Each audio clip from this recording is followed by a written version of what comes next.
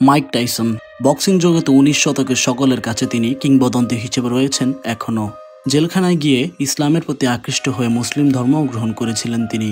২০০৫ সালে শেষ করেছিলেন বক্সিংয়ের ক্যারিয়ার। ৪০ বছর বয়স পর্যন্ত বক্সিংয়ে কাটিয়েছেন আয়রন মাইক খ্যাত এই সাবেক বক্সার।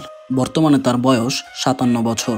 কিন্তু এই ৫৭ বছর বয়সে আবারও বক্সিংয়ের মাঠে নামবেন মাইক টাইসন, যা বড় আকারে পুরনো ভক্তদের সাড়া দেয়। আর এমনটাই হেভিওয়েট চ্যাম্পিয়ন্সে আনুষ্ঠানিকভাবে জানান দেন মাইক টাইসন। আর তার বিপক্ষে ম্যাচে থাকবেন জেক পল, যিনি ছিলেন ইউটিউবার থেকে পরিবর্তন হওয়া বক্সার, যার বয়স ২৭ বছর, যিনি ৬টি নক আউটে জিতেছিলেন ১০টি বক্সিং ম্যাচের মধ্যে ৯টি। আর সেই সব ম্যাচে তার বিপক্ষে ছিল কিছু সেলিব্রিটি ও অনেক মিডিয়াম লেভেলের ফাইটার। কনফারেন্সে মাইক জানান, জেক পল যা সিদ্ধান্ত নিয়েছে তা মস্তিষ্কবিহীন, তবে তার সাহসী উদ্যোগ আমাকে আকৃষ্ট করেছে, আর এটা এমন একটা জিনিস যা আমি মন থেকে করতে চাই। অন্যদিকে জেক পল বলেন, বয়স কোনো ব্যাপারই না, বয়স হলো একটি সংখ্যা মাত্রই।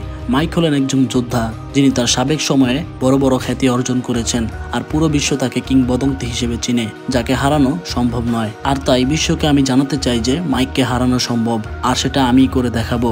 এই ম্যাচটি আয়োজিত হবে টেক্সাসের আর্লিংটনে, যার প্রতিটি রাউন্ডের সময় থাকবে ২ মিনিট। আর সেই ম্যাচে প্রত্যেক ফাইটারই ব্যবহার করবেন গ্লাভস।